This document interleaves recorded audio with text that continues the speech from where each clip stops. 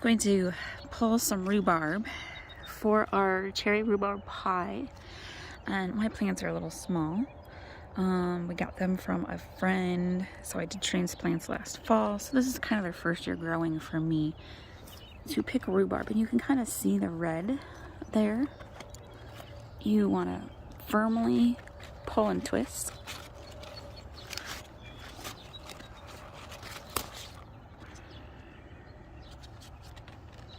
Just like so.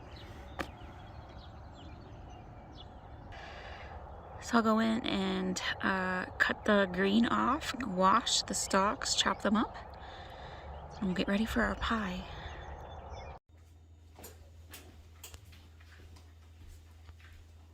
Welcome back to In the Kitchen with Grace. Today, you guys, we are doing one of my favorite recipes. It is cherry rhubarb pie. It's the end of May, early June. It's the perfect season for fresh rhubarb. I showed you that I went out to the garden and I picked some rhubarb. So my rhubarb plants are babies, and so they have tiny little thin little stalks. So I went to a friend's house and then she had rhubarb plants that are a few years old and much thicker, bigger stalks of rhubarb. So I have some that's mine and some that's from a friend's garden. And then I have frozen cherries. We actually have 2 cherry trees on our property, but they only do the little teeny tiny bright red cherries.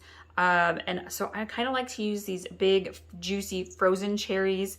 I get this bag from, I think it's Costco is where I got these from. And they're kind of a darker red cherry, which is perfect for pie. I'm going to put all of the ingredients and the directions in the description below for you. And let's get started. So I have my pie crust, and I am just using pre-made pie crust today. I do have a homemade pie crust. It's pretty awesome. I'm short on time today. Both kids it's summer break, and both my kids are at their sports activities. So I'm limited on time. I'm making it easy.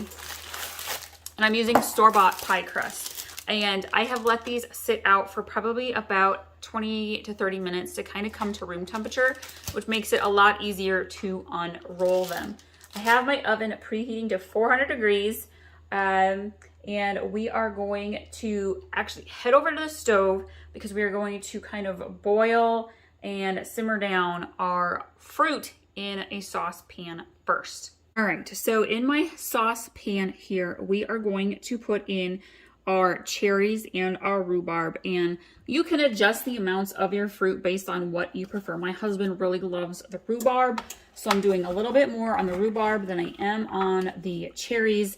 My recipe that I usually use, I do about 2 to 3 cups of rhubarb and about 2 cups of the cherries. And again, it's going to kind of depend on the size of your rhubarb and your cherries as well. I'm using a half cup here, so there's 1 cup.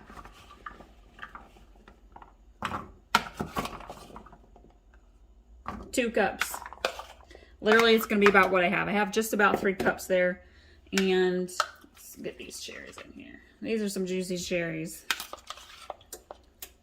So that's 1 cup. So again, I have about 2 cups of cherries, about exact there as well. Let me rinse off my measuring cup here. We're going to add in some sugar. All right, and we want to do 1 cup of sugar here into our saucepan. And again, I'm using my half cup because my full cup does not fit into my sugar container.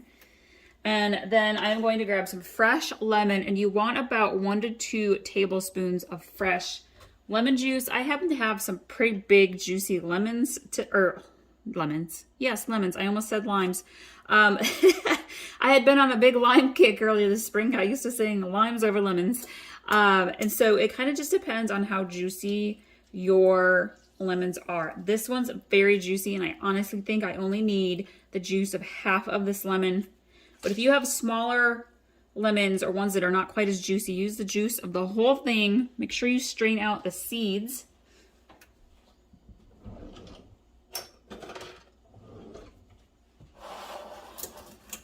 I'm going to kind of mix this together here, and we want to let this simmer down and boil down. It's going to soften up the rhubarb, kind of make a natural pie juice in here. And my cherries are plenty juicy, so this should work just fine. I'm going to let this sit We're gonna let it boil. It's probably gonna be about a good 8 to 10 minutes. We'll check on it here in a little bit. Let's go over and get our pie crust ready. So again, I have let my store-bought pie crust soften up a little bit, and here's why. Because when you go to peel it and unroll it, when it's cold, it sticks to each other and creates tears in your pie crust. So if you let it come up to room temperature a little bit, it will, speaking of which, then I just poke a little hole in there. I have pre-sprayed my pie tin as well. And we're just gonna go ahead and kind of let this gently settle in to our pie tin. If you're looking for some other easy dessert ideas, I have a delicious summer peach crisp.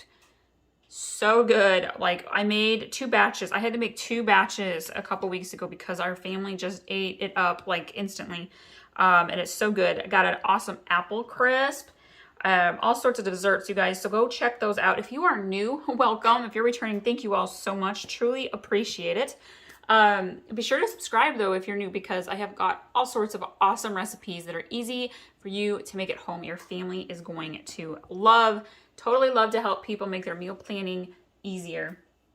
Okay, so I got the first pie crust in here. I'm gonna set this off to the side, and I'm gonna grab my bowl, and we are going to put 1/4 cup of water into here.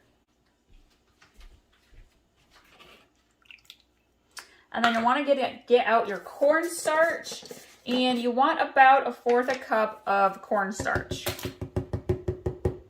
I'm going to be just a little bit short on mine. I don't have a ton left in my container.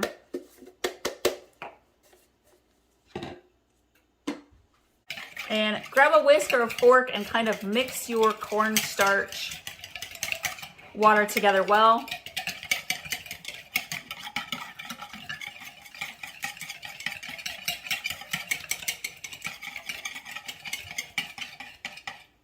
Okay, we're gonna go add this to our saucepan, and we're gonna continue to stir that often for the full 10 minutes.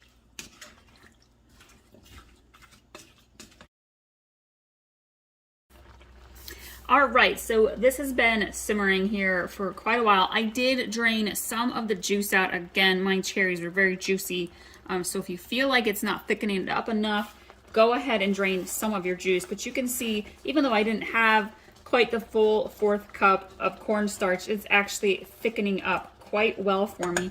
We're gonna go ahead and add in some bonuses to this. We're gonna do about 1/4 teaspoon of ground cinnamon. We are gonna do 1/4 teaspoon of almond extract.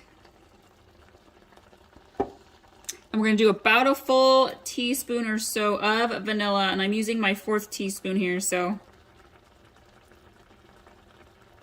perfect. Actually, there's just literally a splash left in my container of vanilla, so I'm going to throw it in because I love vanilla. And we're going to give this a nice stir. These just add some extra hints of deliciousness to your pie. It's what makes your guest, your family go, what is in that pie? These are the secret trio ingredients that adds that extra hint of awesomeness. All right, this is perfect. We're gonna turn it off. I'm gonna actually let this cool just a little bit here, and then we will fill up our pie crust. This has been cooling for a few minutes now. It's still fairly hot, so if your kids are helping, I mean, by all means, please be careful. You don't wanna burn yourself. Do not sample your pie filling at that moment because it is definitely still hot enough. I'm gonna go ahead and just kind of spread it around in my pie crust here. Beautiful. Oh, it smells so good. We're gonna take our other pie crust, gently unroll it.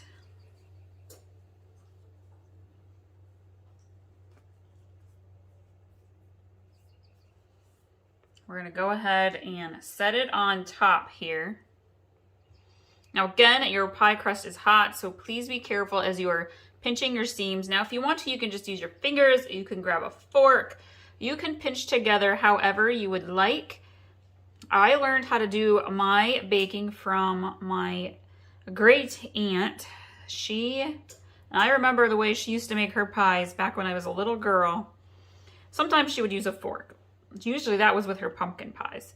fruit pies, she always just pinched together with her fingers. I don't think it does anything different. But you can be as creative as you want when you are doing your top pie crust.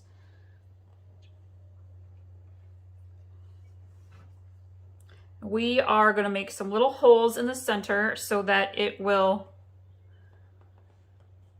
vent. You want to be able to let it vent out the hot air.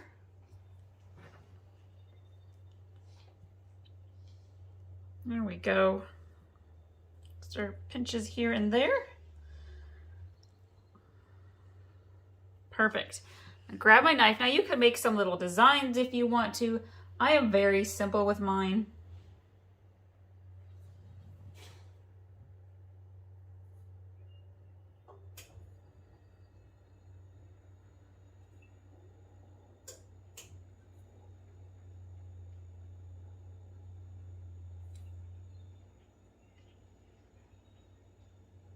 Okay, we are gonna brush this with milk.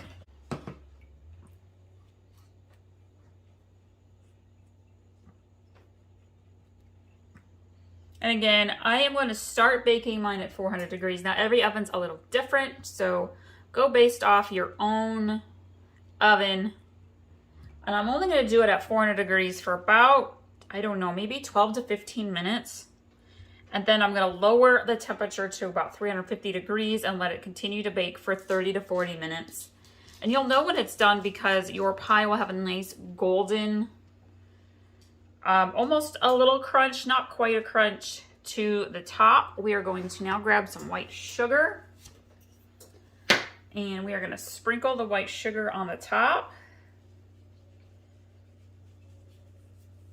And we're gonna go bake this.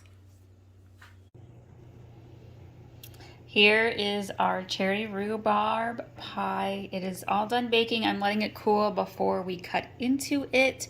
My husband is going to be so excited because this is just his absolute favorite dessert of all time. And he's not even a big dessert eater. So I hope you all love this recipe as much as our family does. Thank you so much for sharing our videos and recipes with your family and friends. This recipe will also be pinned. There will link to pin it on Pinterest and save it for later will be in the description below as well. Thank you all so much for watching us today, and we'll see you next time.